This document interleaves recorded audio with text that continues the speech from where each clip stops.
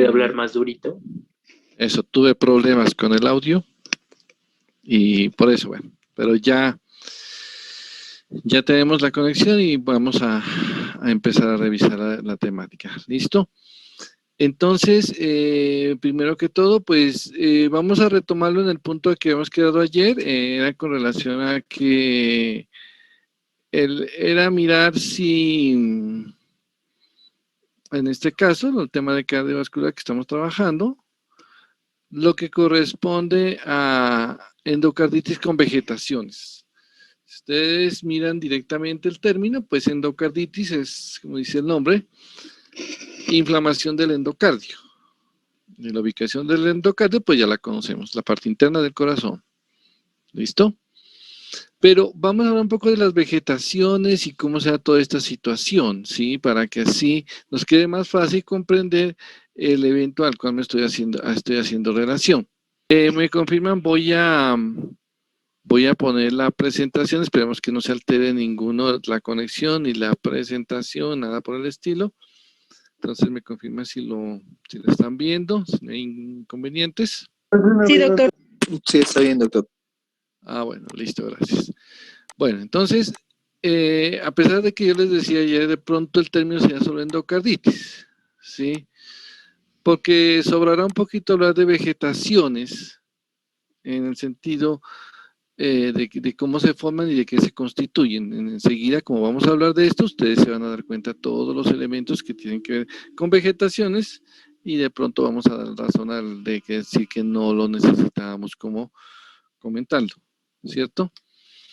Entonces, miren, dice que estos procesos de inflamación del endocardio se pueden dividir en 3 grupos, ¿sí? La endocarditis infecciosa, la endocarditis trombótica no bacteriana y la endocarditis asociada a, ¿qué tenemos allí? Lupus eritematoso. Sistémico, muy bien. Lupus eritematoso. Sistémico. Exactamente. Lupus eritematoso sistémico son las 2 formas de endocarditis. Perdón, digamos la tercera forma de endocarditis que vamos a mencionar ahora. Entonces, veamos de todas estas, ¿cuál creen que es la más frecuente?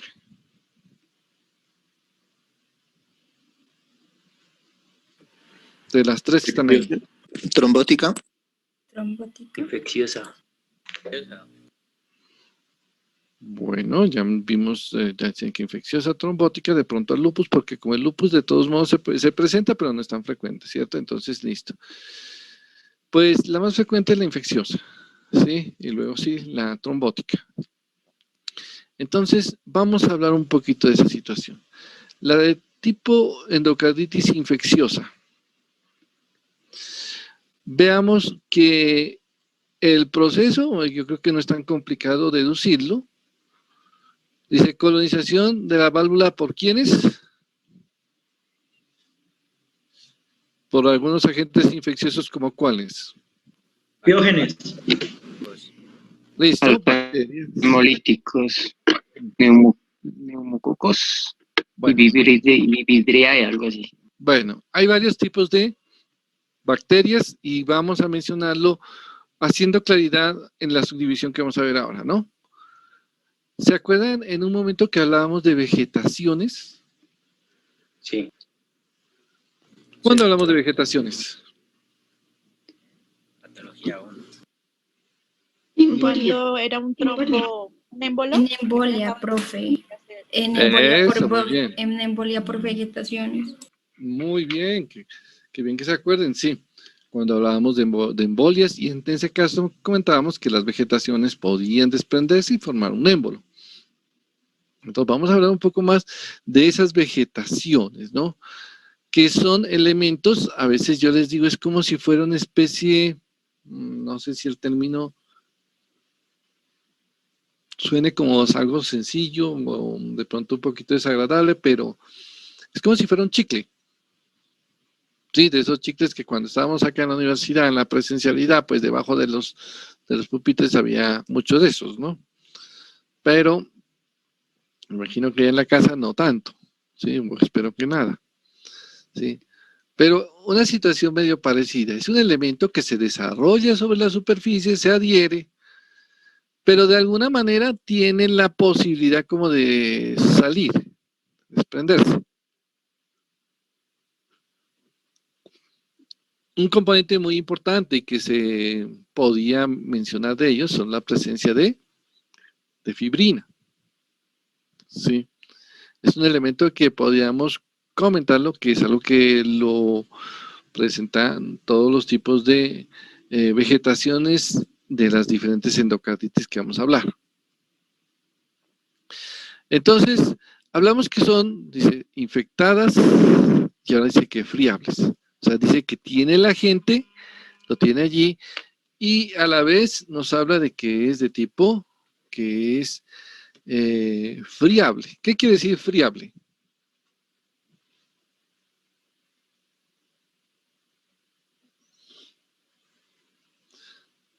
¿Qué quiere decir el término friable?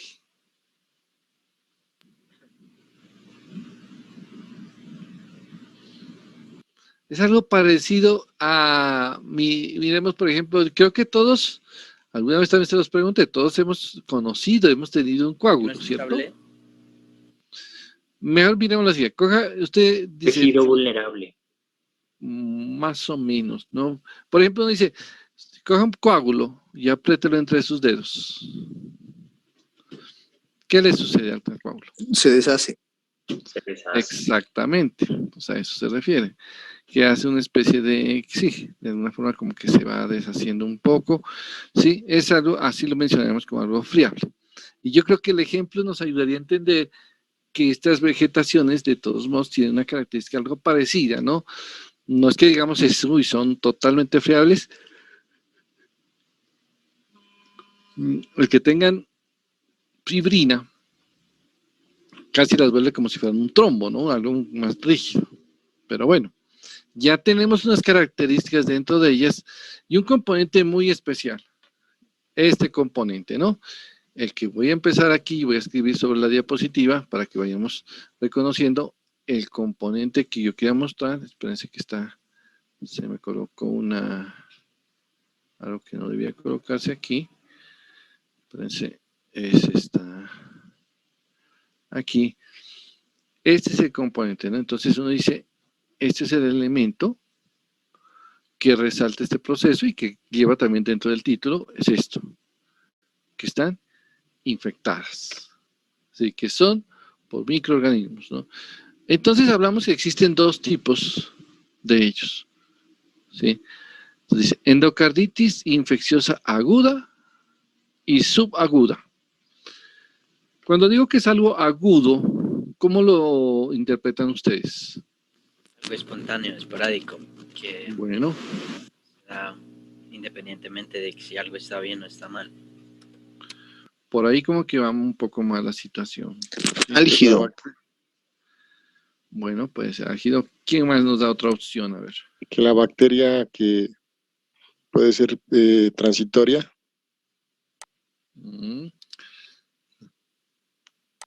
Bueno. Tiene mucha sintomatología, podría ser. Recuerden, bueno, sí, o sea, recuerden que como el término agudo ya lo manejamos cuando hablamos de inflamación, entonces de pronto aquí ya nos damos cuenta, inclusimos alguna comparación entre lo agudo y lo crónico, ¿se acuerdan? Aquí vamos a hacer una especie de no de comparación, sino de análisis con lo que me acabaron de decir, ¿sí? Nos dice, aquí es infecciosa aguda, bueno, ya me...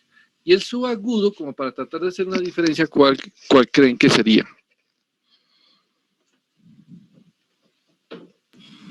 Algo que se va a través del tiempo, que lleva un proceso, que ataca lugares que son prácticamente vulnerables. No es tan agudo. ¿Alcanza a provocar una intensa neutrofilia? Miren, por ejemplo, yo les digo, es aguda, de pronto uno diría, debería haber una crónica, ¿no? Pero en este caso dice, no, hay una aguda y una subaguda, o sea que no alcanza a llegar a un fenómeno crónico, sino dice, no es tan aguda. Intermedio. Eso, por decirlo así, podríamos considerarlo como algo intermedio. ¿Sí? Entonces, si decimos que hay una aguda y una subaguda, voy a poner la pantalla en blanco y voy a dibujar algunas cosas como para que nos ayude a entender un poquito más este proceso. ¿Listo? Entonces vamos a poner la pantalla en blanco y vamos a hacer algunos de estos elementos dentro de la misma. Si ustedes ya se han dado cuenta que me he trabajado así, entonces la ponemos en blanco, quitamos esto que hemos dibujado aquí y vamos a dibujar unas características de ellas, ¿no? Por ejemplo, si yo digo, bueno, a ver, dejemos una gráfica aquí. Entonces, por ejemplo, esto, ¿sí? Sucede que si yo digo, voy a colocar los dos eventos, o sea, en los dos eventos hay endocardio y hay válvulas. Entonces, digámoslo que coloquemos que este es el corazón, ¿sí? Y entonces, esta es la válvula. Y acá hacemos otra válvula.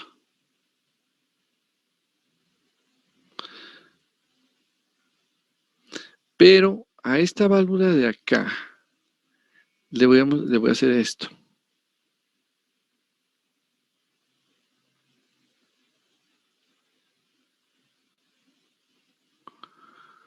O sea, primero que todo, características de la válvula en la parte aguda y en la parte subaguda. ¿Qué podríamos decir en este momento? Normal y La lesión que se presenta en las válvulas es distinta.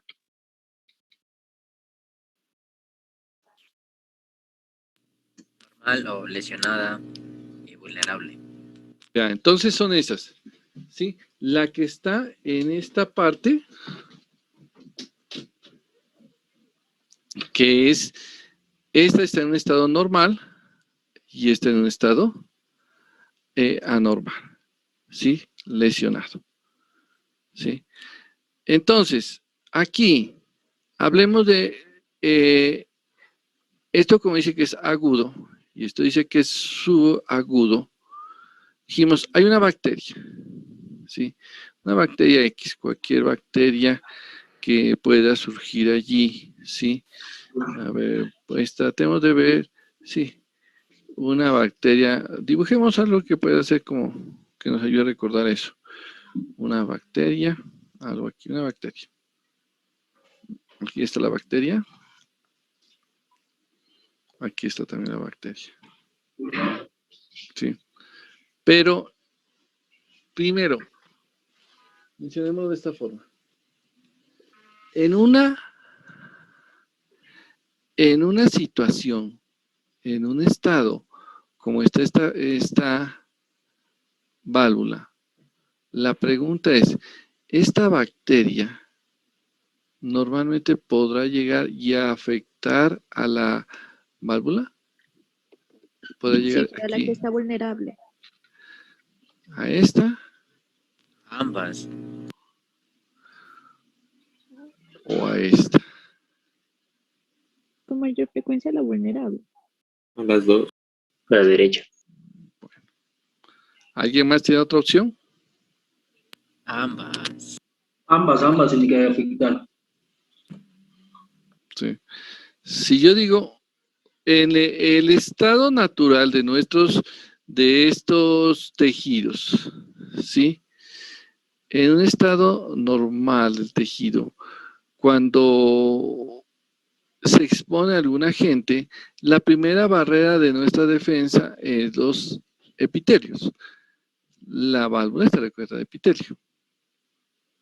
¿Sí? Entonces, listo, está recubierta de epitelio. Entonces, el epitelio se vuelve una barrera. Una bacteria, al tratar de agredirnos aquí, ¿sí? En una situación de estado normal acá, hablemos un poco de la virulencia, de la agresividad.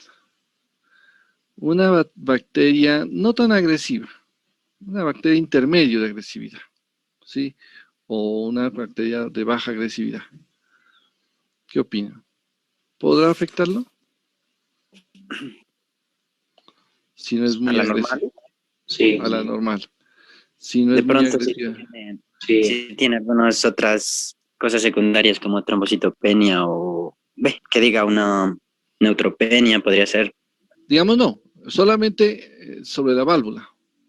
Pensemos, y espero que no me equivoque lo que voy a decir, sobre alguna válvula de nosotros, que todos estamos bien, que todos estamos sanos. Y de pronto llegó una bacteria y quiso atacar la válvula, No se adhiere con facilidad. ¿cierto? Difícil, Allá es donde quiero difícil. llegar. No la afectaría porque pues todo lo demás está compensado y no la afectaría, ¿sí? Cuando el nivel de agresividad, digamos, no es tan alto, es una bacteria, pero no la terminaría afectando. Entonces, aquí podríamos decir, sí, aquí de alguna forma, voy a ver esto, no la puede comprometer, o sea, porque ella está en buen estado. ¿Y qué opinan del otro? Si la misma bacteria llega en este sentido de acá, Ahí sí sería más Sí, propenso. ¿cierto? Aquí sí la cosa cambia, aquí sí la puede afectar. Entonces, primera diferencia, mejor dicho, ya vamos acumulando diferencias. La aguda y la subaguda. Primero, en la aguda dice, las válvulas se encuentran en un estado, se puede decir, normal. La subaguda tiene que ya tener una lesión, ¿sí? Las subagudas pueden afectarse con bacterias que no son tan virulentas, ¿sí? Tienen que ser, pues, medianamente virulentas y las afecta porque ya están dañadas. Esas no la afectarían a esta de acá. Entonces, si yo le digo, hablemos de una bacteria agresiva. Sí, pintémosla aquí, que sea una bacteria, pintémosla un poquito ahí como medio fea, que sea así, un poquito más fea. Roja, sí, bien, bien peligrosa. Listo, esta sí es agresiva, ¿sí? Digamos, es súper agresiva. Entonces, venimos aquí y decimos, ahora sí, ¿qué sucedería aquí? ¿Y qué sucedería por acá? Cuando la bacteria es bien agresiva.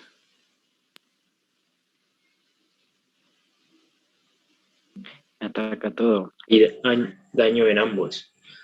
Exactamente. El daño se enfocaría ya sea en este lado o en este lado. ¿Sí? Ahí sí no importa cuál. Y si lo ponemos en cuestión de tiempo, ¿a cuál dañaría primero?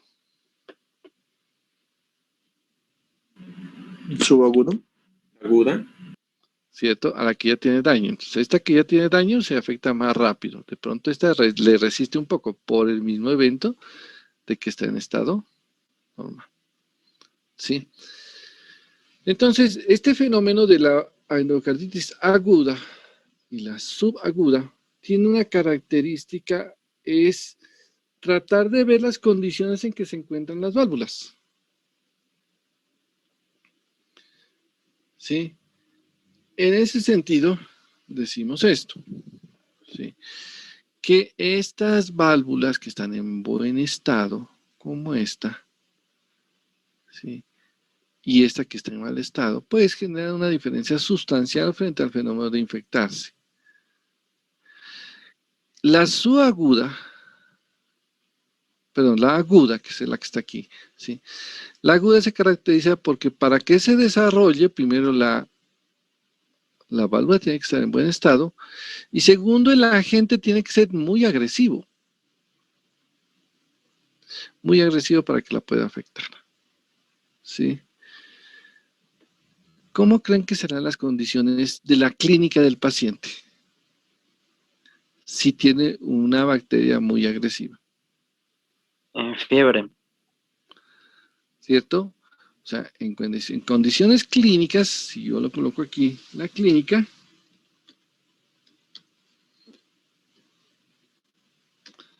podemos decir una clínica va a ser prominente. O sea que tiene que generar mucha sintomatología. ¿Sí? El paciente va a tener fiebre, malestar, decaimiento, una cantidad de síntomas, porque si sabemos que esto le cayó al corazón, pues lógicamente la bacteria no está solo en el corazón, la bacteria debió de haber pasado por otros sitios y está haciendo un proceso de infección en varios sitios, y como es una bacteria muy agresiva, pues no solamente el corazón se va a ver afectado, sino otros lugares. El corazón pues se está dando una sintomatología, pero el paciente tiene fiebre, malestar, ¿sí? Esas condiciones. En cambio, esta de acá, ¿qué opinan?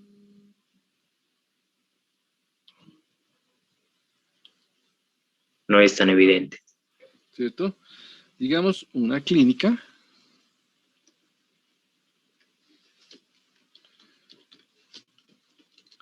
ligera.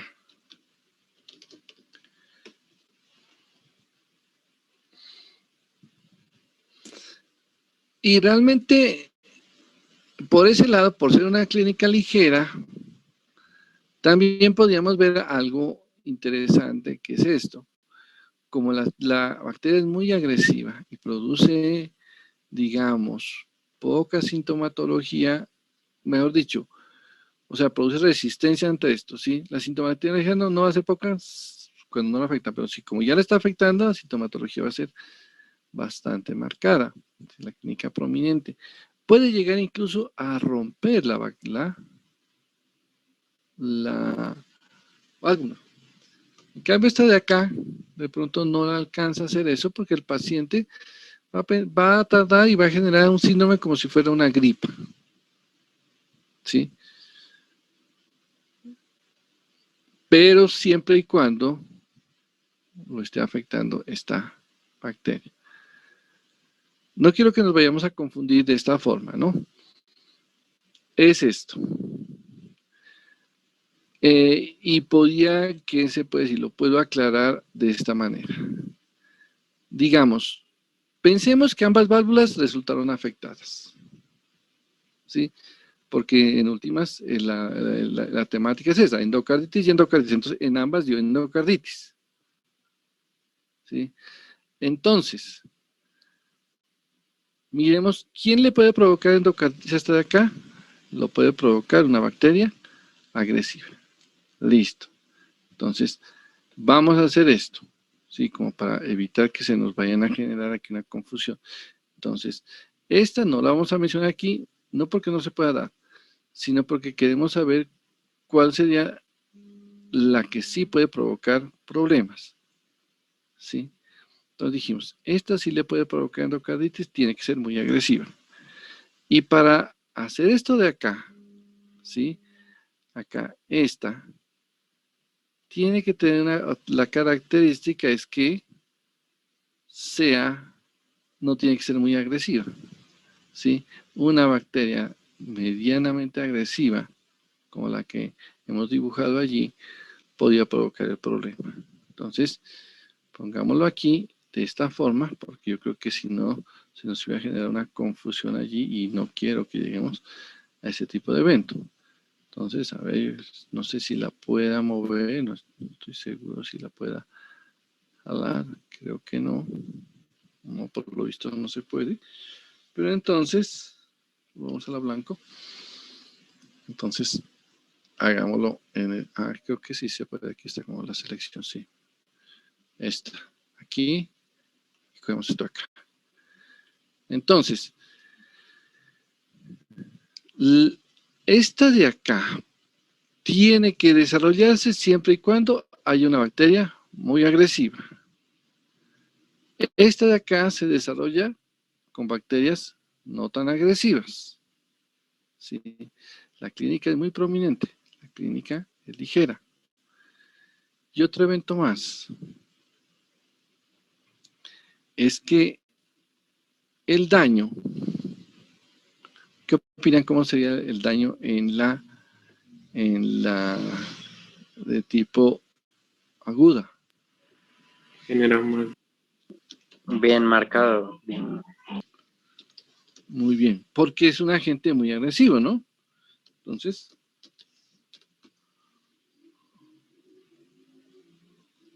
de aquí, No tanto.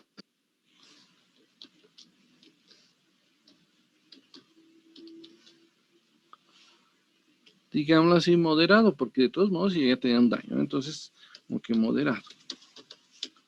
Ella de por sí ya tenía daño, pero el otro pues le vino a hacer algo más, pero no llega a sobrepasar lo grave que se ve en la otra, ¿no? En la otra se dice que se puede ver una cantidad de mucha agresividad en ese sentido, ¿no? Entonces, listo.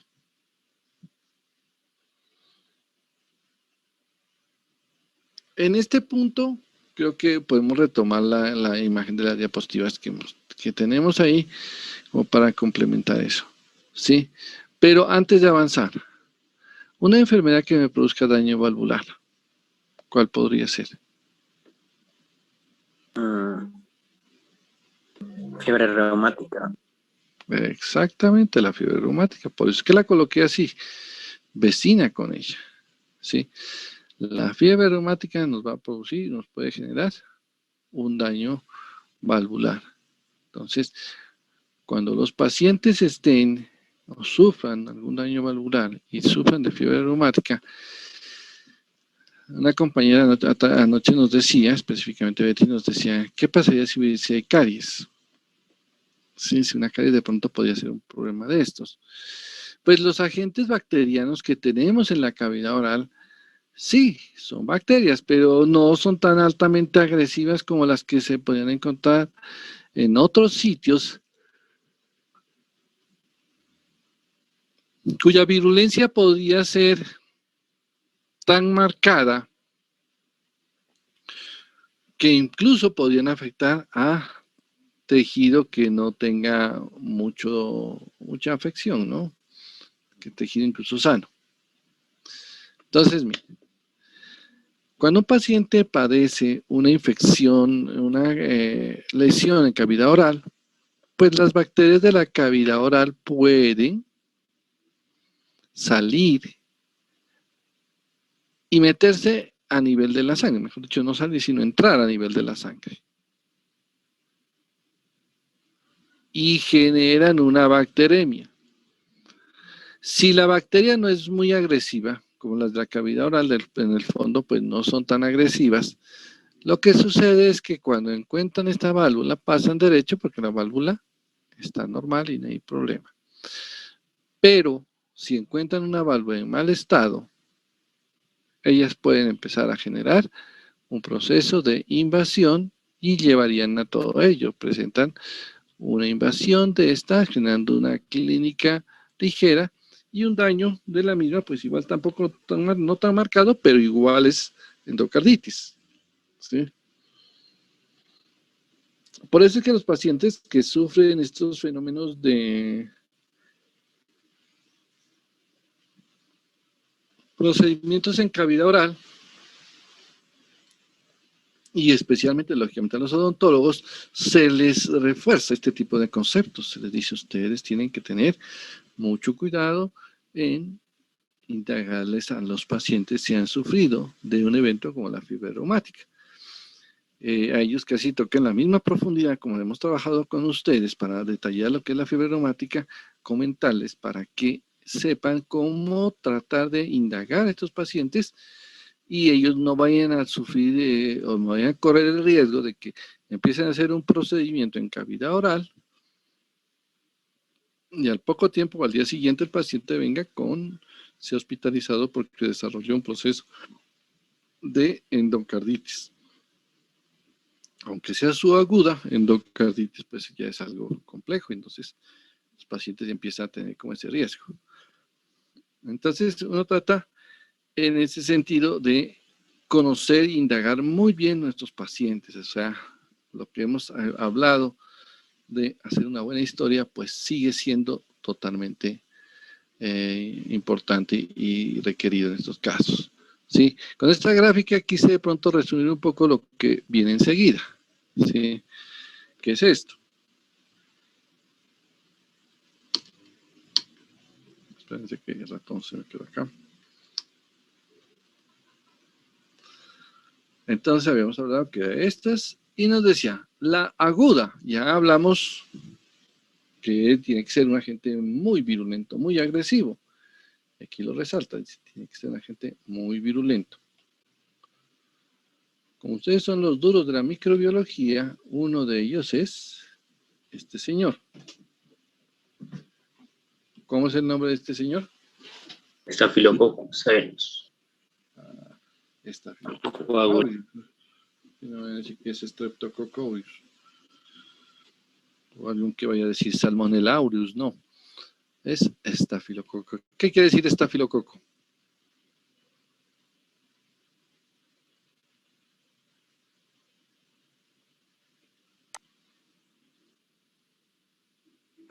Que forma racimos, ¿cierto?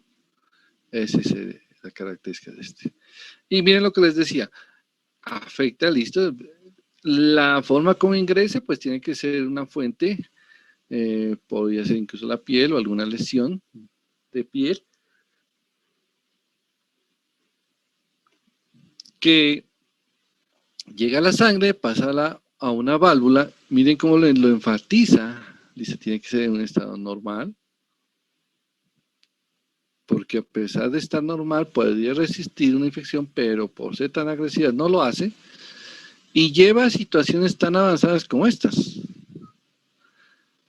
Al proceso infeccioso, a lesión de la válvula, e incluso a provocar lesiones ulceradas. Lesiones que no solamente pueden quedarse en la válvula, sino que se pueden ir hasta la pared del ventrículo.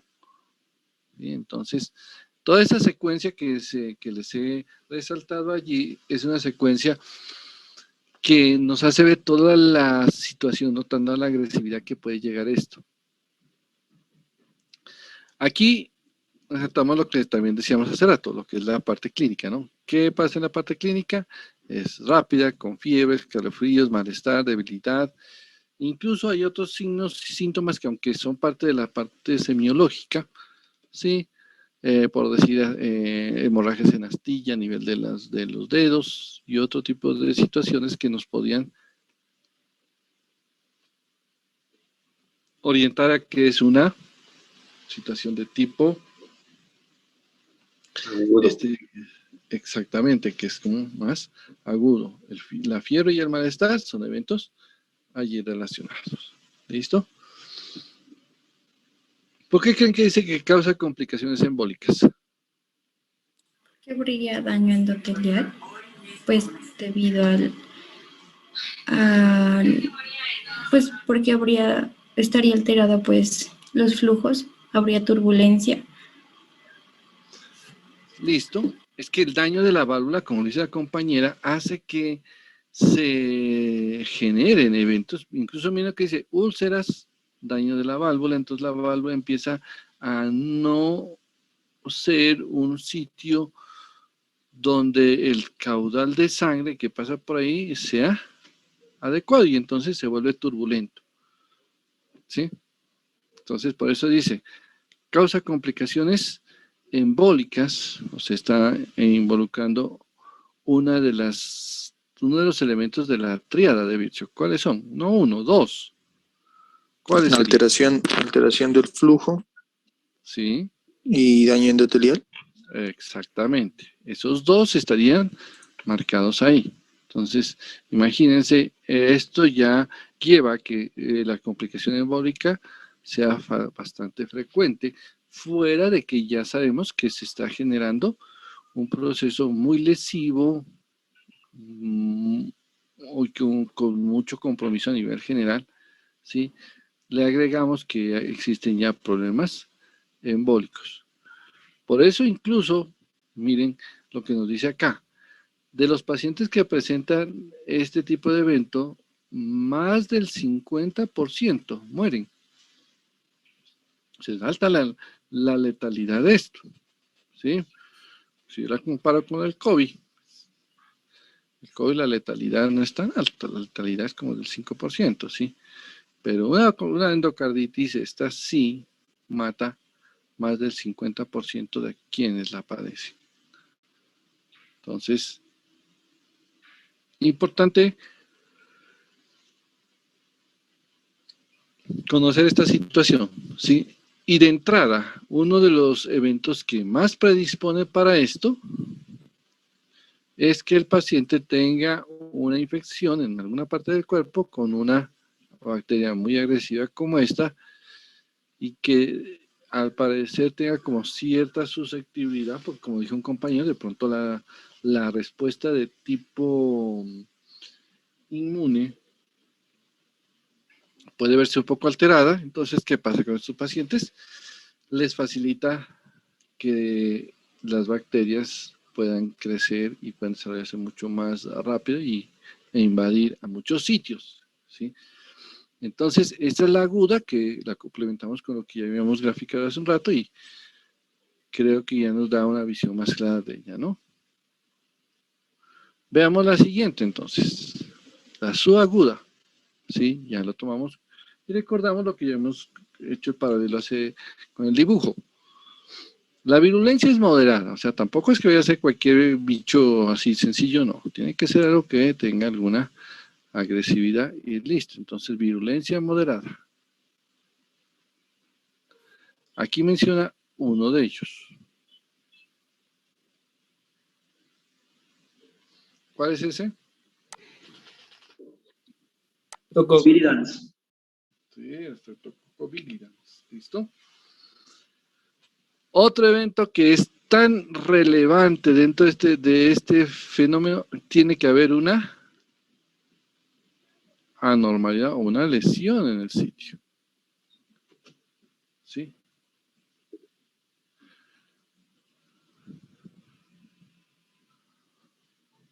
Lo que de pronto podría ser como menos, ¿qué se podría decir?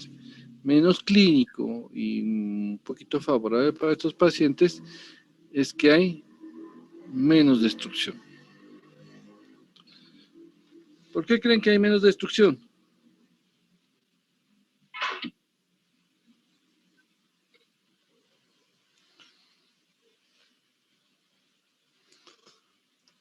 Porque no es El agente no es tan agresivo. virulencia del El agente Agresivo. sí, no hay tanta agresividad. Muy bien. Miren que el paciente presenta una sintomatología que se parece que es como pseudogripal. Como cualquier gripita, pues presentaría ese tipo de situación.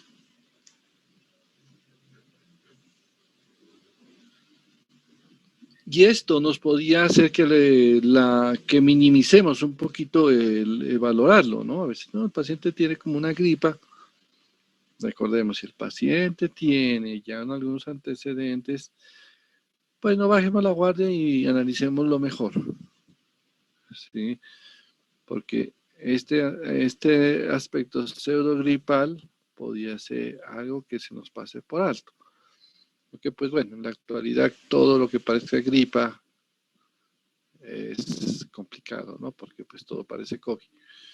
Pero ya hablando de estos pacientes, pues sí poder analizarlos un poquito mejor. Si después, por decir, si al paciente le hacen un procedimiento de la cavidad oral y presenta un evento como estos, no descartar que puede ser una endocarditis subaguda.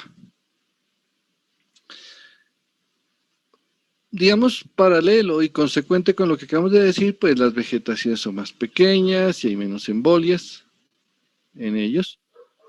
La evolución tarda un poquito más de tiempo, ¿sí? La evolución es prolongada, incluso porque de pronto el paciente está en una sintomatología no tan severa. El paciente incluso probablemente acuda con mayor lentitud a hacerse tratar, ¿sí? No con tanta rapidez como lo haría el que está en la fase aguda o en la endocarditis aguda. Entonces miren que hemos resaltado los elementos más característicos de esta situación. Por ejemplo, vamos a colocar una situación clínica. ¿Sí? Tenemos un paciente que presentó una fiebre reumática y que con el tiempo desarrolló una cardiopatía reumática, ¿cierto? Entonces, decimos al paciente se le tiene que hacer un procedimiento en cavidad oral. A ver, preguntémosle a alguien que nos ayude aquí. A ver, Angie Parra. Angie Parra. ¿Sí está por acá?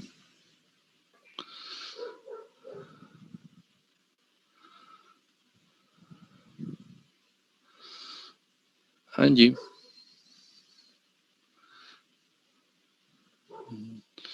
No escucho respuesta, ni estoy escuchando, ni estoy viendo chat de parte de ella.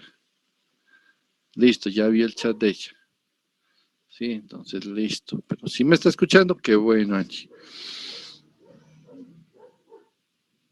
¿Cómo harían esos casos? A ver. El paciente tiene una cardiopatía reumática y tiene que ir al odontólogo porque de pronto tiene una caries, tienen que extraerle. Sabemos que si le hacen algo en la cavidad oral, el paciente le va a ir como grave, porque posteriormente va a desarrollar probablemente una endocarditis infecciosa. ¿Usted qué haría?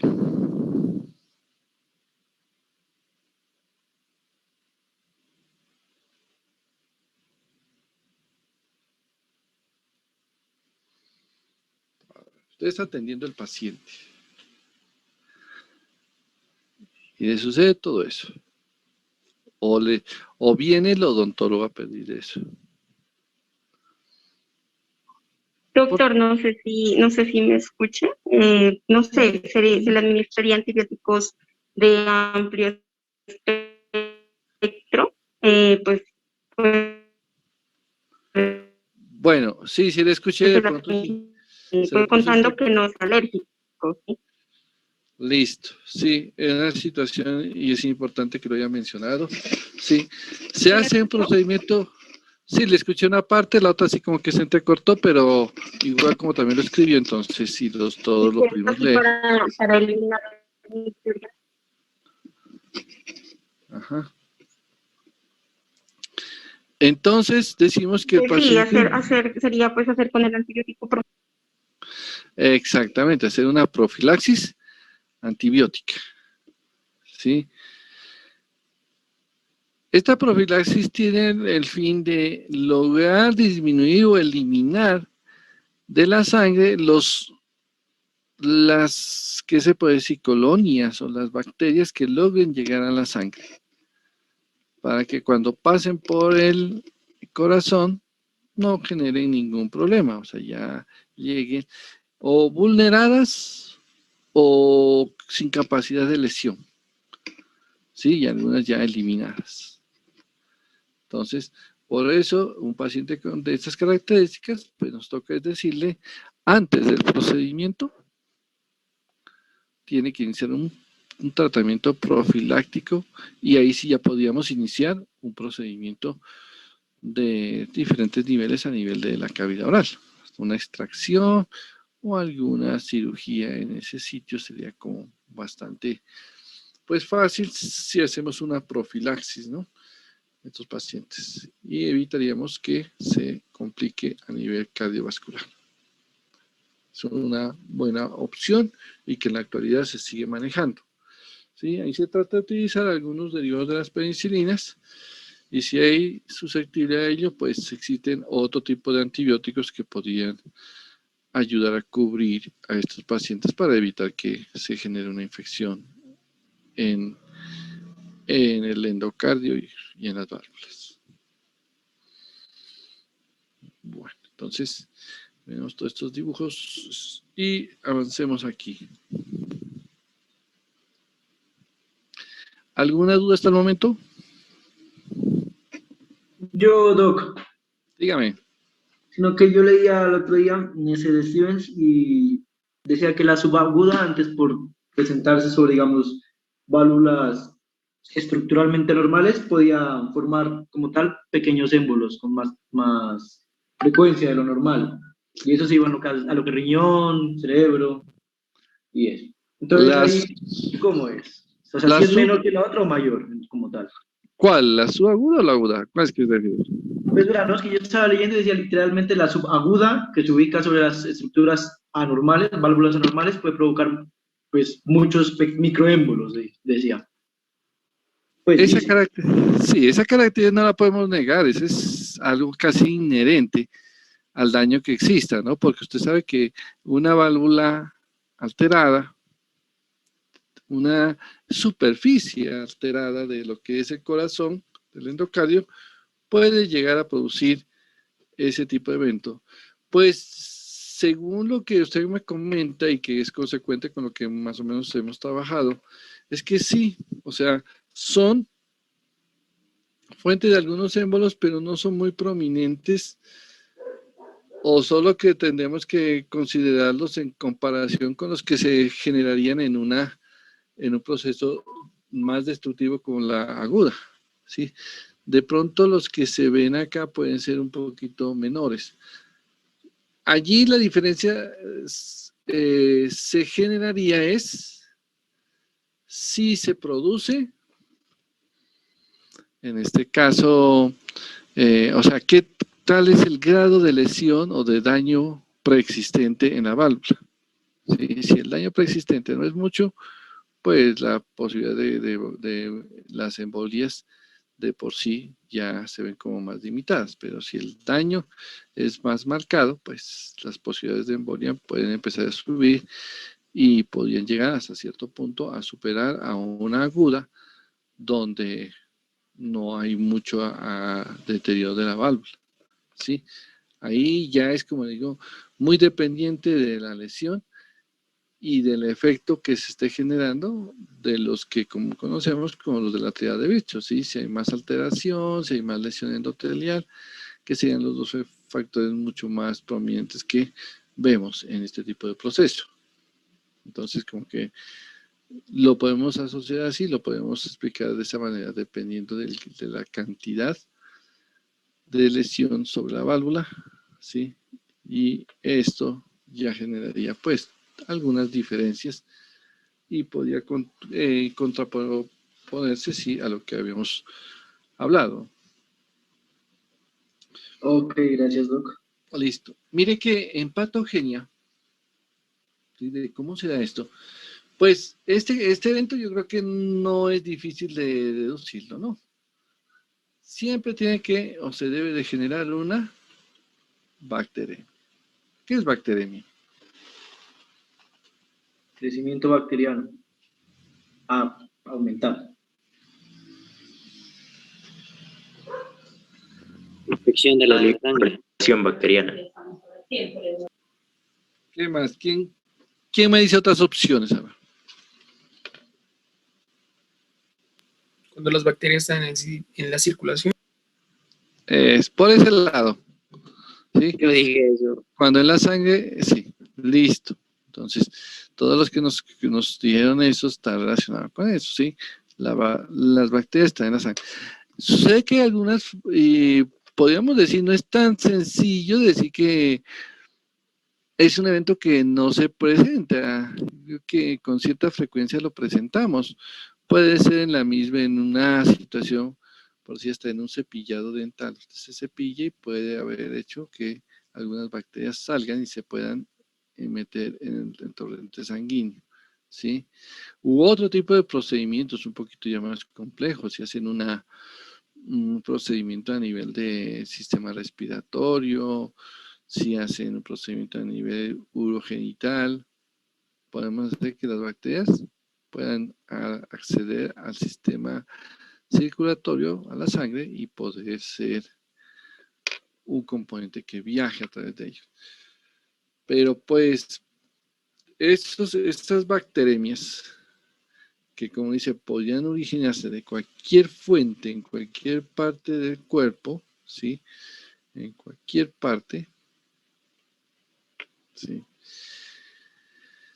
Siempre pues podrían en algunos casos ser muy ligeras, que su agresividad para llegar a alguno de los dos eventos puede ser, se puede decir, tan ligeras, tan leves que casi se puede decir no lo hace.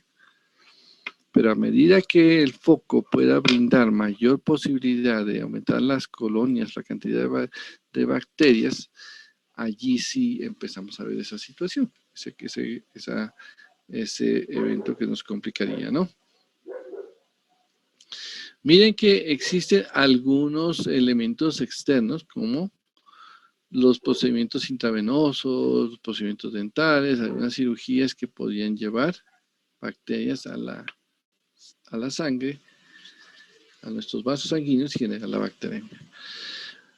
Otros que podría ubicarse en sitios, aunque esto se parece un poco en el sentido de que piel, orofaringe, digestivas, vías urinarias, todas las entradas de las diferentes vías que tenemos en nuestro cuerpo se convierten en un potencial elemento para producirnos bacteremia.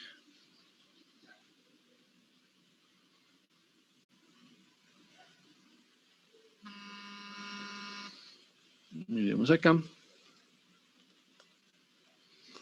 Miren que, por ejemplo, las malformaciones cardíacas pueden también llevar a eventos subagudos.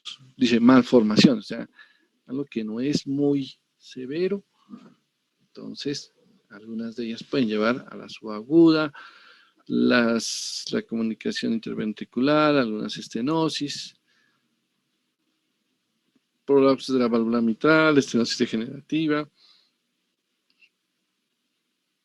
la válvula aórtica bicúspide, prótesis, catéteres, ya sean estos incluso pues dentro de los elementos externos que si ustedes han revisado a los pacientes que tienen con un catéter permanente dentro de un vaso sanguíneo, tienen que estarlo haciéndole un cambio con determinada periodicidad para evitar que se genere un proceso infeccioso que termine distribuyéndose por la sangre en muchos sitios y entre ellos podría serlo en el corazón.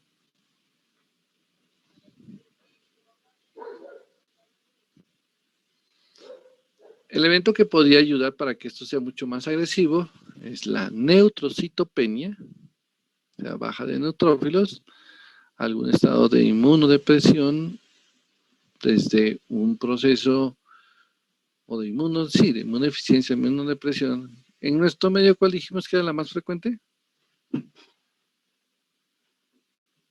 VIH. La desnutrición. Lupus.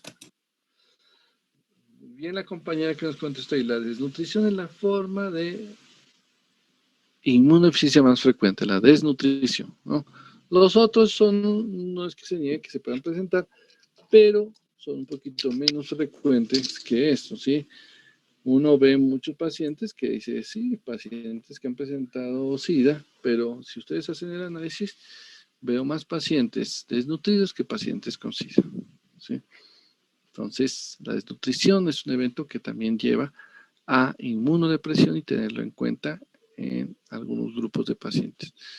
Consumidores ¿por qué vía? Intravenosa. Intravenosa. Coloquemos una situación clínica bajo esta condición, ¿no? Decimos, tenemos un paciente que consume drogas, heroína o alguno de ellos, por vía intravenosa. Listo. Pero este paciente sufrió padece ya en el momento una cardiopatía reumática, la típica, ¿sí? Una cardiopatía reumática. Mi pregunta es, ¿en qué sitio del corazón se le va a desarrollar la endocarditis? ¿Qué tipo de endocarditis? Daño valvular. Sí, pero ¿en qué lado? Doctor, sería en el lado izquierdo, afectando la válvula mitral, pues como ya está el daño, teniendo en cuenta si hubiese una cardiopatía reumática, por ejemplo. Listo, sí, me parece como lo más evidente. Dice, ¿por qué no afectó el lado derecho? Sí, el consumidor por vía venosa se está aplicando en las venas y las venas van a llegar al lado derecho.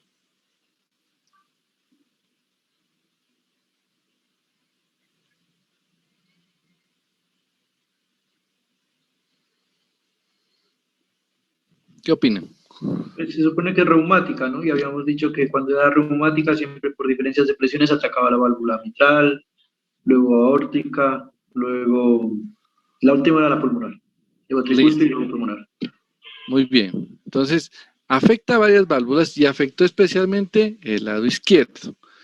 Entonces, llega un momento en que hay unas válvulas en buen estado en el lado derecho y hay válvulas enfermas en el lado izquierdo. ¿Sí?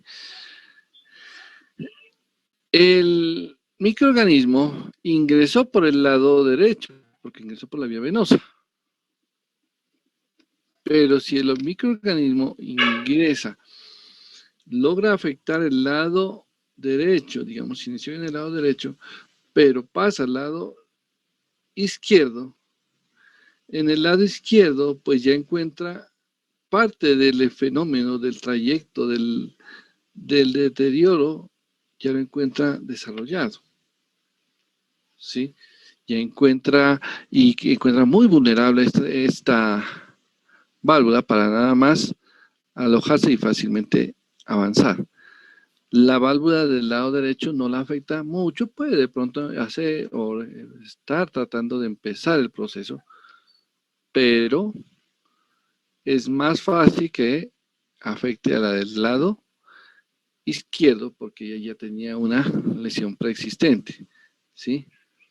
Incluso si la gente es mucho más agresivo, uno diría, pues ya la situación se sale de considerarla que sea una de tipo subaguda y ahí estaríamos hablando de una aguda.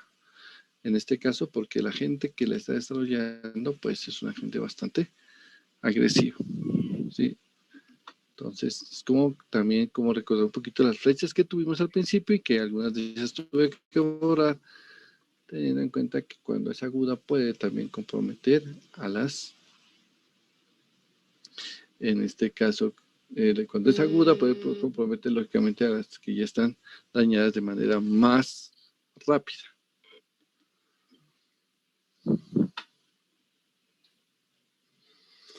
Miremos un poquito esta parte de las vegetaciones, ¿no? Nos dice que las vegetaciones son friables, eso ya lo habíamos explicado, tiene algunas dimensiones que pueden variar de 0,5 a 2 centímetros, pues considerando el tamaño de las válvulas, pues es considerable, ¿no? Sí, casi una válvula tiene como 3 centímetros de diámetro, casi la mitad o más de la mitad, ¿sí? Pueden haber varios microorganismos allí, pueden comprometer una o más válvulas.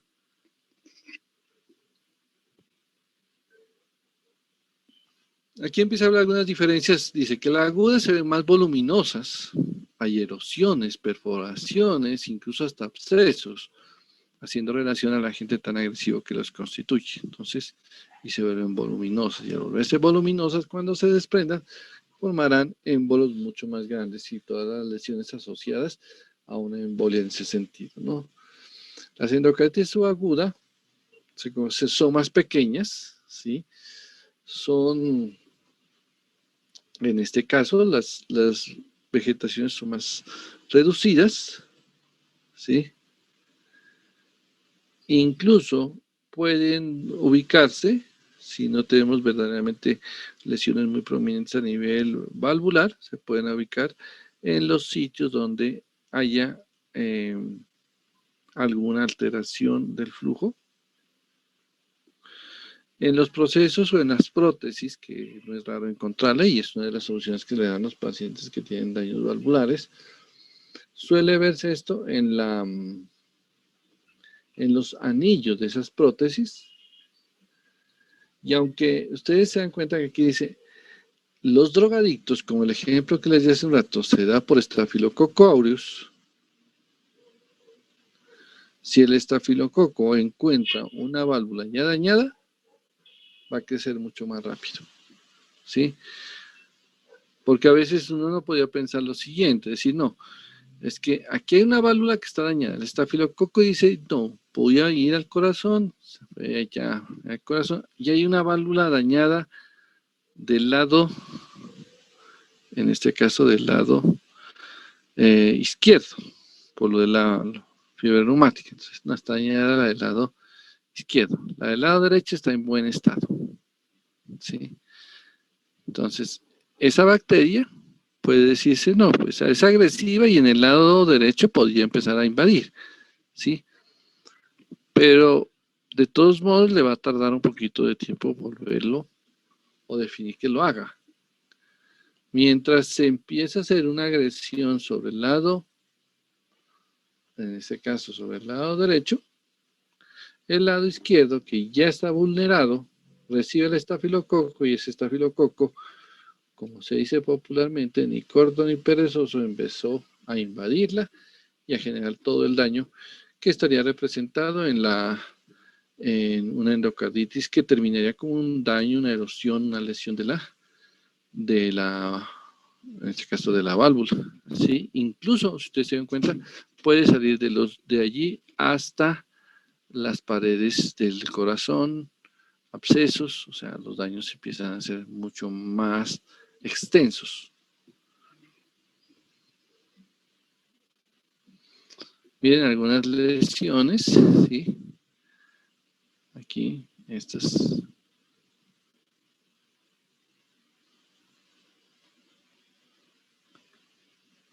Clínicamente, pues igual producirían varios eventos, ya sea, si es lesión sobre la válvula, si la afectan, si la destruyen, especialmente cuando es de tipo más aguda, entonces los daños valvulares pueden provocar o insuficiencia estenosis y después de ello insuficiencia cardíaca.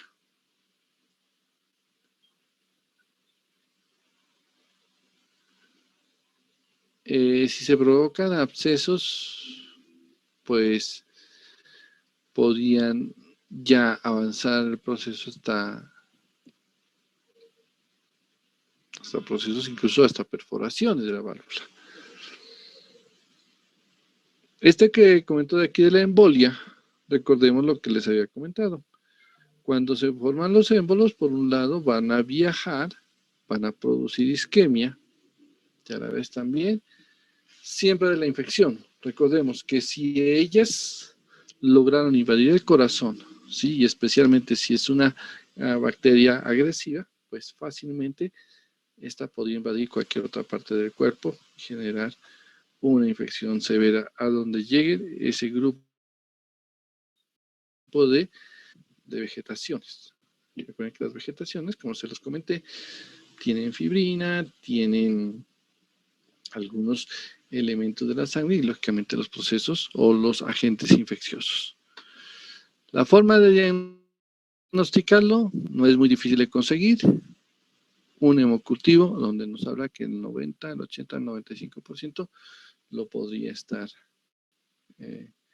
se podría estar generando o se puede estar encontrando en el hemocultivo.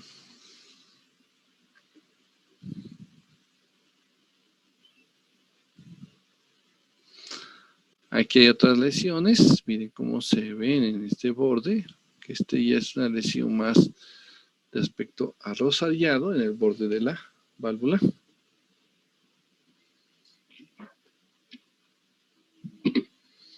Entonces, ese es el grupo más prominente que encontramos y de pronto el más sintomático, que fácilmente lo podemos reconocer. El siguiente grupo de procesos de endocarditis, aunque en ocasiones también me suena un poquito extraño que lo llamen así, dice endocarditis, hace relación a que debería de haber un proceso inflamatorio, ¿no?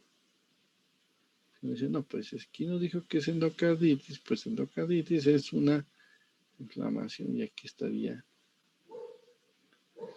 el componente que nosotros decimos, listo, de pronto hablará de inflamación, pero realmente no lo toca de una manera tan directa, ¿sí? Dice, de tipo trombótica no bacteriana. O sea, se está generando un proceso, una activación de esta cascada de la coagulación y lo asocia a eventos de tipo o que no sean bacterianos, o sea, cualquier situación. Y entre esas, las que más mencionas son condiciones, estados bastante avanzados de algunas enfermedades, donde se ha deteriorado tanto los sistemas que incluso se deteriora el sistema de la misma coagulación y puede generar activaciones de ellas, ¿sí? Mire, por ejemplo, eventos como estos.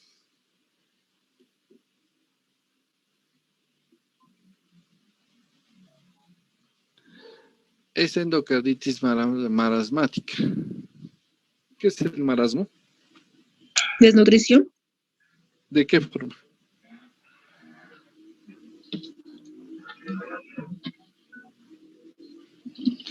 No recuerdo, doctor. Listo, a ver, ¿quién se acuerda? Si es desnutrición, muy bien, pero nos falta agregarle algo más. A total, la que va con proteínas. Es proteica, ¿listo? Es más que todo de tipo proteica. Estos pacientes no tienen esas proteínas y se activan muchos eventos en ellos que van a terminar generando unos procesos dentro de del endocardio que van a hacer algunas lesiones, incluso como lo hemos dicho, algunas pequeñas vegetaciones, ¿sí? Cuyas características, dice, bueno, van a haber trombos y van a haber vegetación, ¿no?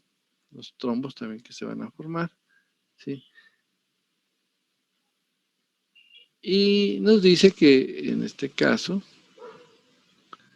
los trombos son blandos. Miren el componente tan interesante como nos habla aquí, estériles, ¿sí? Entonces, en una situación de estas, cuando hablamos que es de tipo marasmática, decimos que los trombos son blandos y estériles. Y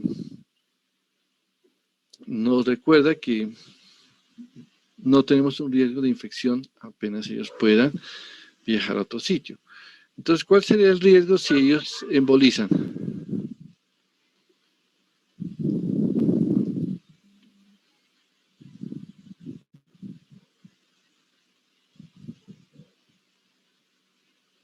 ¿Cómo, doctor? ¿Cuál sería el riesgo si estos trombos se embolizan? Que causan infartos. ¿Cierto? Causarían infartos, pero no causarían infección porque son estériles, ¿cierto? Listo, lo encontramos con plaquetas, fibrina, ya formando las vegetaciones, son realmente pequeños. El que puedan, formen de alguna manera fácil los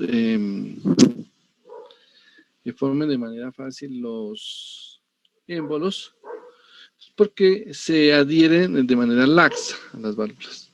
¿Sí? Entonces viajarían, se desprenderían y harían ese tipo de evento. ¿Sí? Tampoco encontramos, dice aquí, la inflamación por la característica que comentábamos, y se asociarían en estados de hipercoagulabilidad generados en este tipo de pacientes, porque no solamente decimos que son pacientes con enfermedades como el marasmo, sino en algunas enfermedades de tipo terminal o avanzada pueden empezar a desarrollar situaciones como estas. Pues afortunadamente no son tan frecuentes porque, digamos, ellos no todas las afecciones pues logran avanzar hasta allá, ¿no? Habrá otras enfermedades o de pronto reciben tratamiento en un momento en el cual se pueden dar otro tipo de soluciones si estos pacientes probablemente se reducen en cantidad a los que lleguen a situaciones de estados tan avanzados de algunas enfermedades. Los que lo hagan, pues, tienen ese riesgo.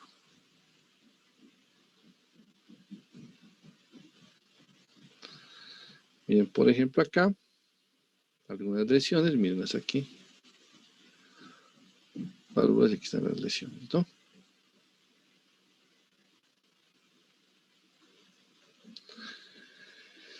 Y la endocarditis por el lupus. El lupus eritematoso sistémico. Y dentro de lo que se considera como el síndrome de anticuerpos antifosfolípidos. ¿Sí? se le da como la explicación del proceso, aunque la patogenia todavía sigue siendo complementada en los estudios, ¿sí? Se ha visto y se la puede describir así. Afecta más las válvulas auriculoventriculares.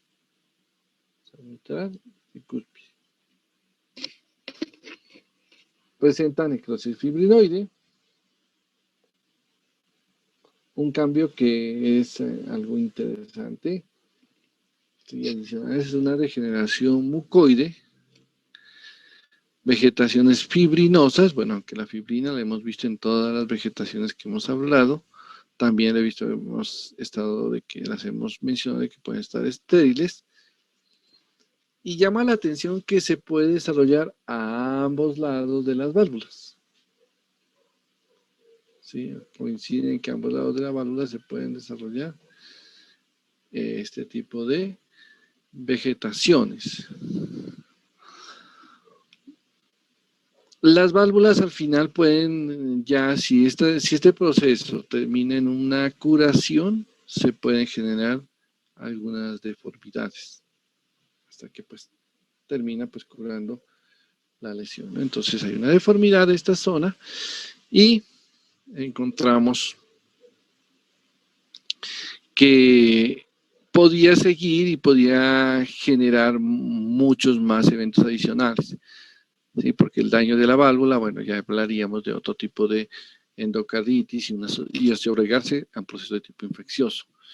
Pero si solamente mencionamos que es el lupus, vamos a ver unas imágenes que están enseguida, en donde trata de ponerlas en contexto todas este tipo de eventos, ¿no? Aquí vemos una válvula y aquí vemos una pequeña vegetación en la cual esta marca es de color ligeramente amarillento corresponden a, perdón, ligeramente morado, ¿sí? Que parecería como si fuera calcio, corresponden a bacterias.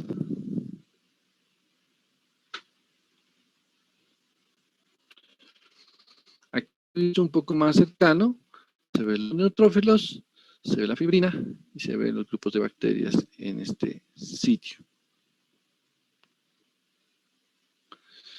Miren algunos daños, y estamos hablando de una endocarditis bacteriana, en la cual la representa o la ubican en la válvula mitral,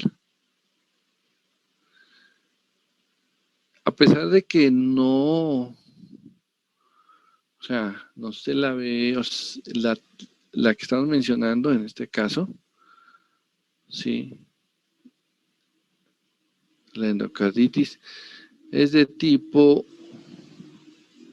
subaguda por Streptococcus viridans.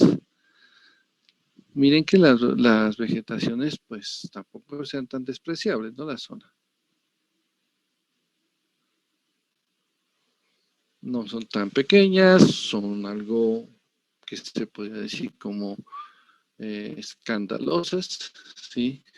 Pero desde el punto de vista fisiológico sí empiezan a hacer al generar alteraciones funcionales y aquí pues la imagen es bastante clara en ese sentido, ¿no? Ahí nos muestra la B, si ustedes también leen abajo, dice que hay una aorta bicúspide congénita, ¿sí? Entonces nos muestra que se han desarrollado abscesos por estafilococo, ¿sí? En donde hay una destrucción en este caso, del anillo.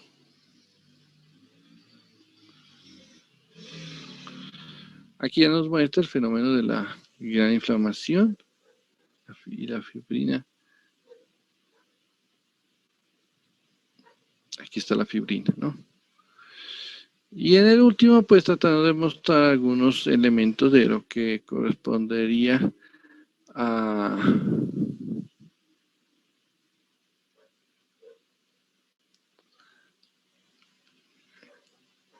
endocarditis mostrando la destrucción, pero no una vegetaciones activas, ¿no? Hay destrucción, pero no una vegetaciones muy activas para este proceso.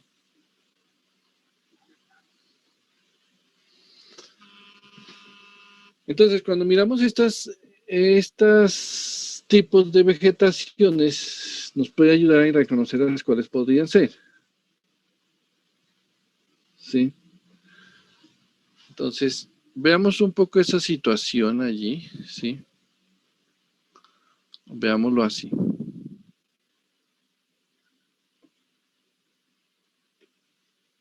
Listo. La primera, ¿cuál es? La fiebre reumatoide. Reumática. Fiebre reumática. La fiebre reumática. ¿Sí? Y aquí están las vegetarianas que refiere que son de tipo arrozariadas. La siguiente. Endocarditis infecciosa. Carditis infecciosa. La infecciosa. ¿Sí? Mire que hay mayor destrucción. Muestra cómo se destruyen las diferentes elementos que hacen parte de las cuerdas tendinosas de esta zona. Entonces ahí vemos esa destrucción.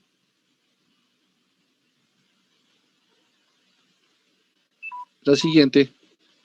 Endocarditis no bacteriana. La trombótica no bacteriana. ¿Sí? Con algunas vegetaciones un poquito voluminosas y que de alguna forma, si se acuerdan, que se pueden desprender fácilmente y podrían embolizar, ¿no? Y la del extremo. Endocarditis por lupus. Sí, esta, endocarditis por lupus. Dice LS endocarditis. Por lupus. ¿Cómo se la conoce? Lehmann-Sachs. Muy bien, la de Lehmann-Sachs. Sí, como el fonendo. Poquito parecido, ¿no? Pero miren. La endocarditis de Lehmann-Sachs. Sí. Recuerden que cuando el lupus afecta a los hombres, realmente es una entidad bastante agresiva y casi se puede decir casi letal en este tipo de afección. ¿Sí? Un buen grupo de pacientes donde el lupus les alcanza a llegar al corazón es el órgano que termina comprometiéndose tan gravemente que el paciente muere, ¿no? Entonces es un sitio, y esto se ve más que todo en hombres cuando lo hacen la enfermedad. En mujeres casi no se ve, se acuerdan que la mujer lo puede tolerar mucho más, la enfermedad se presenta así más en mujeres, pero la tolera mucho más la enfermedad. El lupus se presenta menos en hombres, pero digamos, suele ser mucho más agresiva, ¿no? Y puede llevar, como ya les comenté, un caso de un paciente que tuvimos y que falleció por este tipo de enfermedad cuando comprometió corazón.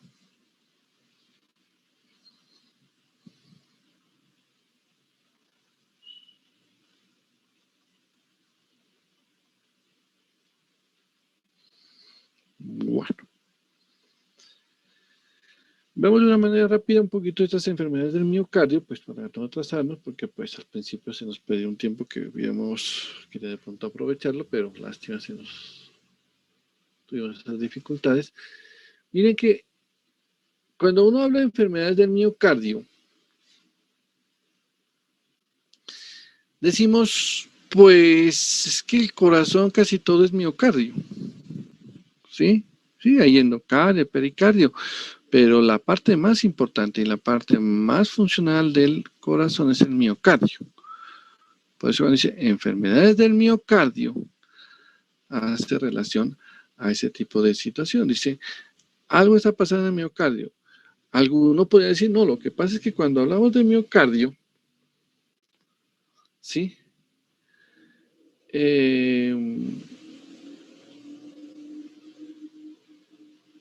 Cuando hablamos de miocardio, sucede que la insuficiencia cardíaca es compromiso del miocardio. El infarto también habla de compromiso del miocardio. Dos afecciones bastante marcadas que ya las hemos comentado. ¿Sí? Entonces, en este punto, pues uno dice, y ahora vamos a ver otras afecciones. Es que las que vamos a ver aquí no son como un proceso tan frecuente ni como una consecuencia secundaria de otros eventos, porque uno dice, no, la insuficiencia cardíaca se dio como una consecuencia de un evento que la llevó a hipertrofia y a degeneración de la fibra, ¿sí? El infarto también decimos es una consecuencia de un evento que generó isquemia y después pues el daño de la fibra cardíaca por proceso isquémico. Pero acá cuando hablamos de enfermedades de miocardio, nos dicen, no, pues que el daño es como más directo, originado desde la misma célula miocárdica. Entonces, allí de pronto nos da cierta claridad el proceso. Entonces, veamos un poquito esa situación, ¿no? Miren lo que les acabo de decir, las enfermedades del miocardio en el fondo son pues alteraciones de la función, la isquemia, o sea, se afecta el corazón y en este caso la alteración de la función que podría ser por efectos isquémicos, por lesiones valvulares, por hipertensión, por cardiopatías. Pero el efecto sobre el verdadero miocardio, pues generarían algunas dificultades aún mayores de la función, porque estas otras igual lo generan, pero si el mismo músculo es el afectado, pues los eventos van a ser un poquito más prominentes, ¿no? Algunos de estos procesos los asocian con efectos de tipo inflamatorios, otros de tipo metabólicos o inmunitarios. En este grupo, pues, es interesante conocer que algunas de estas situaciones terminan ocasionando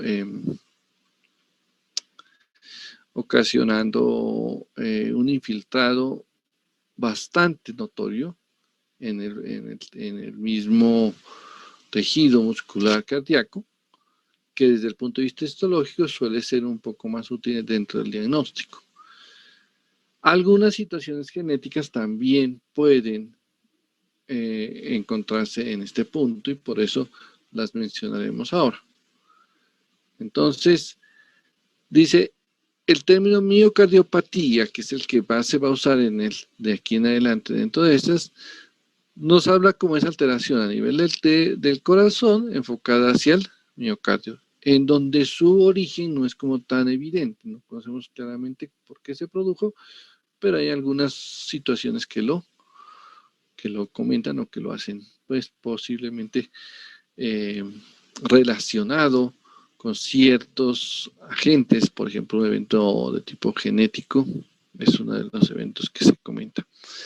Entonces, en estos pacientes, si yo considero que él tiene una afección del miocardio y que esa afección probablemente la podría catalogar dentro de una miocardiopatía, un procedimiento útil para llegar al diagnóstico es la biopsia de miocardio.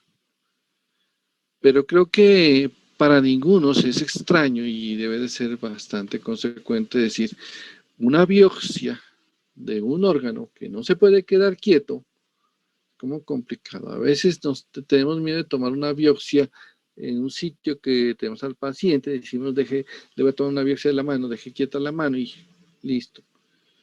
A veces hasta miedo genera. Pero si le digo, el paciente, el órgano es el corazón y ese no se puede estar quieto, entonces va a estar continuamente contrayéndose y ahora sí tiene que meterle una aguja para tomar la biopsia. O sea, es un procedimiento bastante complicado, ¿sí?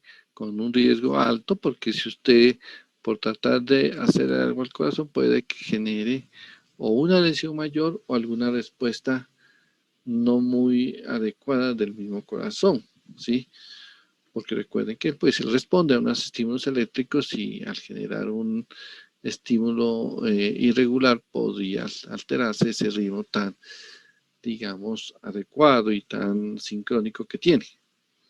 Entonces la biopsia del miocardio no es algo que nosotros, digamos, la vamos a hacer siempre. Tiene que usted haber descartado todos los otros procesos para decir, no encontramos ningún proceso de hipertrofia porque ya vemos que de pronto lo analizamos, no es hipertenso, no hay falla de las válvulas, pero el paciente tiene algún efecto en el corazón. Entonces, ahí sí el estudio de la biopsia es importante. Y el obtener la biopsia es muy complicado, ¿sí? Pero ya debe de ser una opción, no la primera opción, ¿sí? Sino una opción un poquito más lejana. Primero descarte los eventos más comunes. Entonces, dentro de ese grupo de miocardiopatías, se hablan de tres de ellas. Perdón, si tres grupos de miocardiopatías, sí, se establecen dentro de estas. La miocardiopatía dilatada. Sí, creo que el término es bastante claro. Dilatada. Dice que afecta a las válvulas, perdón, las cavidades, generando una dilatación bastante marcada, amplia de ellas. ¿Sí? Y aunque dice, puede iniciar como una insuficiencia cardíaca lenta, que es algo que con frecuencia podemos pensar que acompañaría la mayor parte de estos procesos, porque como todos dice, está afectado el miocardio y todo lo que afecta el miocardio sin necesidad de haber generado infarto, pues terminaría en una alteración funcional. Entonces, dice, suele empezar como si fuera una insuficiencia cardíaca lenta y que va a ir progresando rápidamente. Se considera que estos pacientes, ¿sí?, después de haberles hecho el diagnóstico, la sobrevida de ellos es baja. Miren, 25 pacientes sobreviven después de los 5 años que ya se les ha hecho, en este caso, ese diagnóstico. La etiología no la tienen muy clara, pero algunos autores la están relacionando con esto. Sí, bueno, aquí está la imagen, como es normal. Como se la ve dilatada, miren que se ve mucho más amplia las cavidades. Miren la hipertrófica, que ya la mencionaremos, donde se ve más como reducida. Y la miocardiopatía restrictiva. ¿Qué opinan que quiere decir restrictiva?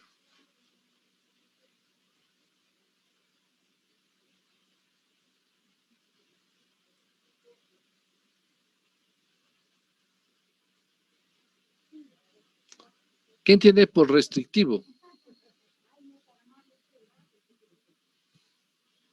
Restringe, que no permite el paso adecuado o fluido. Bueno, de pronto no tanto el paso, sino el movimiento del corazón. Pero sí, la idea es esa, ¿no? Que como que no le da esa opción, ¿no? De que pueda generarse una situación como la que estamos comentando, ¿no? De que no deje que él pueda desarrollar una verdadera contracción. Decíamos que en la de tipo dilatada, pues se mencionan algunas situaciones que la podían asociar, ya sean algunas alteraciones bioquímicas o estructurales, aunque no se las reconoce todas, dice poco reconocidas. Algunos pacientes muestran la toxicidad del alcohol, sí, pero no del alcohol que se echan a las manos para desinfectarse, no, sino del que ingieren, sí, especialmente del etanol. Ese, sí, pero aunque yo sé que usted es de Sopopón, ¿cierto? Entonces, sí, ya vemos, entonces dice que puede ser directa o indirecta por algunos de sus metabolitos como acetaldehído, y desde el punto de vista morfológico se vuelve de aspecto indistinguible, se lo menciona así, de la que es idiopática también, o por beriberi. ¿Qué es el beriberi? Temblor por falta de vitamina B. ¿Uno? No. Ujú. Por falta de vitamina B estamos mencionando ese tipo de afección, ¿no? La miocardiopatía periparto, aunque todavía sigue en su estudio, sí consideran que algunas pacientes han generado ese tipo de situación.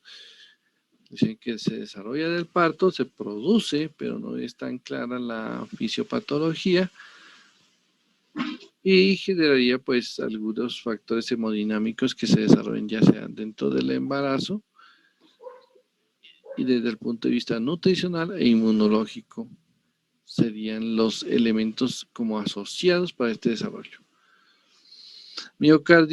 Miocarditis postviral, ¿sí? Que podría evolucionar hasta una de tipo dilatada, ¿sí? Postviral, que sufrió una virosis. Aquí, dentro de la actualidad, pues no sabemos sobre el COVID qué tantas cosas o sorpresas traiga, que puede con el tiempo de pronto tener algo de esto, no sé. Tampoco quiero especular de esa forma, pero todavía tenemos que conocer mucho más de esa afección que nos tiene esta pandemia, ¿no? El otro es, miren que el corazón se vuelve muy grande y miren hasta dónde puede llegar. ¿Cuánto pesa el corazón aproximadamente? 500 gramos. Listo, alrededor de 450, 500 pesa el corazón. Y miren aquí cuánto nos está colocando. 900. 900, o sea, es una característica muy interesante y muy prominente, ¿no? Es una cardiomegalia que dice casi duplica el peso normal del corazón, ¿sí? Y miren lo que dice que llama la característica, que hay escasa hipertrofia. Si hay algunas características que ya hemos visto de las hipertrofias, dicen, no, es que no se ve los tipos de elementos como hipertrofias que típicamente vemos por otro tipo de eventos, ya sea por factores valvulares, por hipertensión, por ellos no. El corazón, al contrario, se torna un poco blando, ¿sí? El corazón funciona de una forma inadecuada, no se contrae tan armónicamente y por lo tanto esto genera alteración del flujo y a la vez pues desencadenar trombos, ¿sí? A nivel de las válvulas y las arterias propias de la edad, pues se podían ver algunos cambios normalmente, porque pues uno sabe que se van generando cierto deterioro, pero a nivel solamente arterial es el que se ubica, pero a nivel de lo que es el músculo, pues estos cambios no son, digamos, proporcionalmente a la edad que tiene, sino que son mayores por la afección que se ha generado, ¿sí? Aparecen también algunas lesiones que aunque son pequeñas, ¿sí? Pueden ser, como dice, sutiles o inespecíficas, ¿sí? Se considera que el 25%, pues no se le observa algunas alteraciones, pero en la zona donde de pronto se alcanza a ver algo de hipertrofia, ¿sí? Algo de hipertrofia, se acompaña de fibrosis variable. O sea, no es que la hipertrofia no es que sea muy marcada, ¿sí? Pero sí dentro de los espacios entre las células musculares se generan muchas áreas de fibrosis. Y sabemos que si hay fibrosis, se genera más espaciamiento entre las células, pero no hay contractibilidad, ¿sí? Algunos mencionan que puede haber engrosamiento ventricular, pero como que no es lo más esperado en ellos. Miren cómo se ve. ¿Sí? Pierde sus características de ser un corazón, digamos, una forma un poquito, casi como una pera, y aquí está casi como una naranja, casi trata de ser un poco redondo. Miren las características de las paredes, cómo se ve. Miren cómo se ve entre las fibras este componente. la fibrosis. Entonces vemos la situación ahí representada, ¿no? Aquí un poco más, también algo de dilatación. Ujú.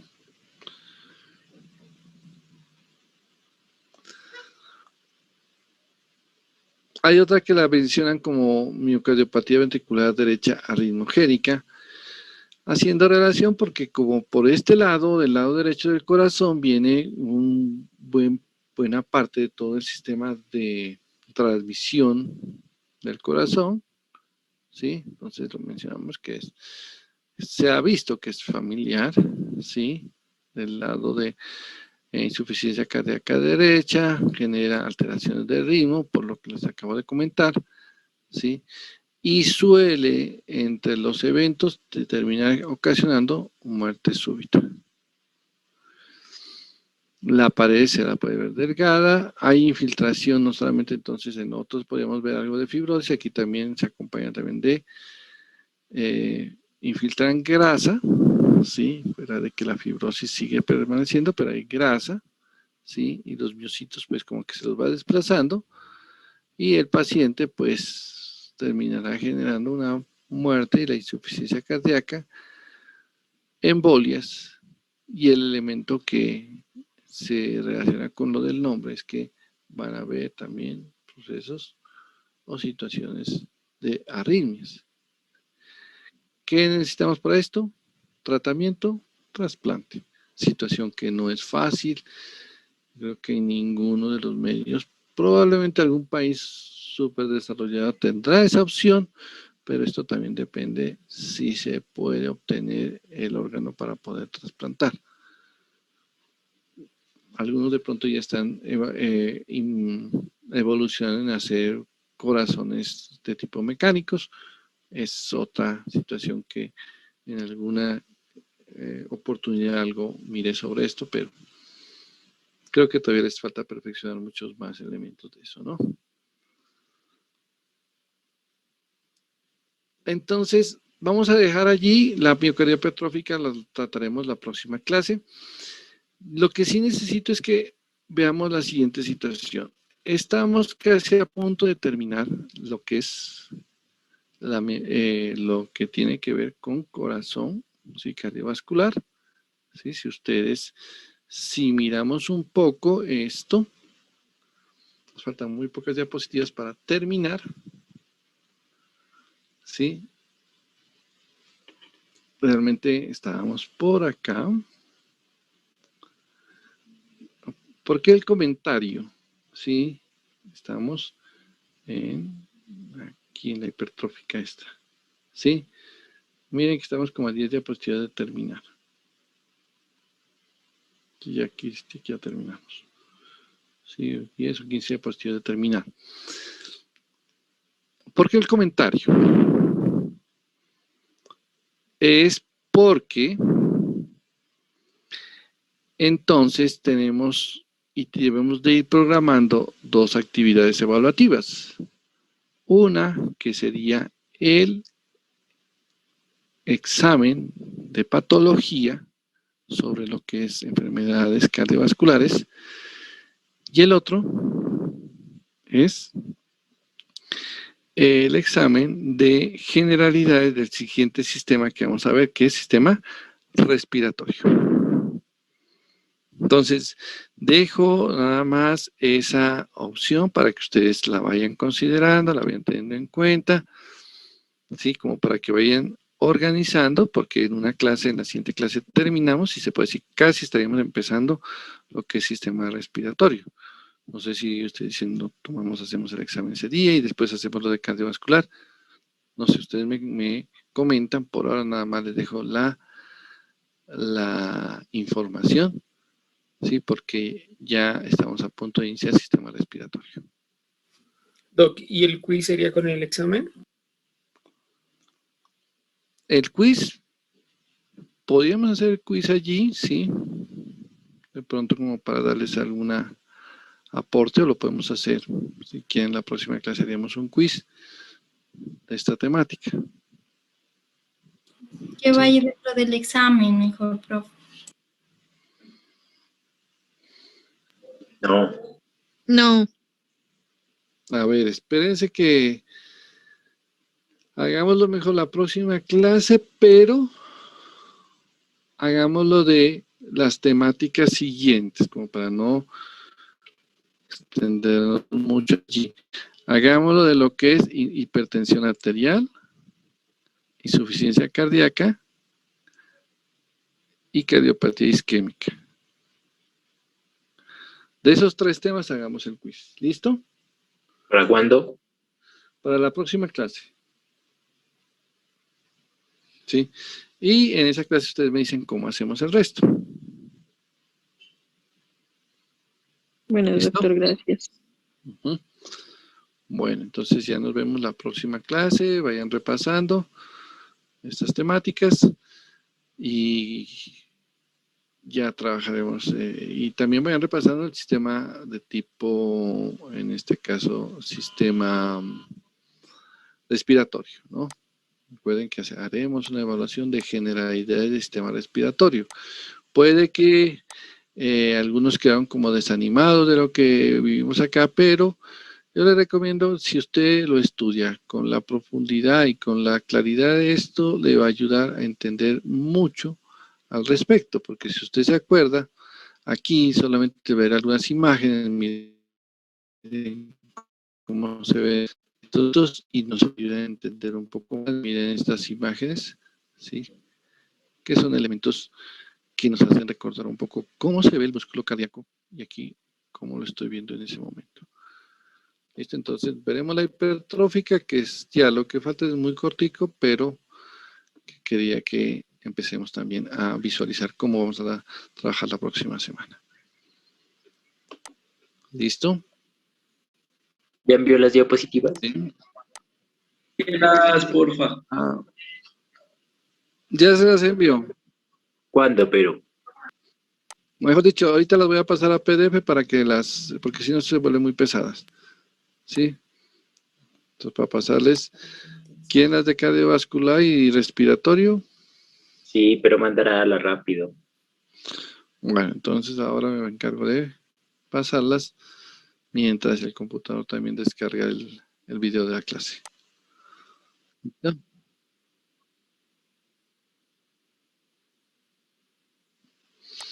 Pues aunque son muy generales, ustedes sí manejen las características de la evolución dentro de la parte embriológica, ¿sí? Los tejidos dentro de qué tejidos hacen parte, más que todo a nivel de desde tráquea hacia abajo, ¿sí? Cómo se subdivide y cómo está constituido todo el sistema respiratorio, ¿sí? Listo, entonces, ajá. Bueno, entonces ya en eso, pues, vamos a dejar grabado esto, vamos a suspender este. Ajá.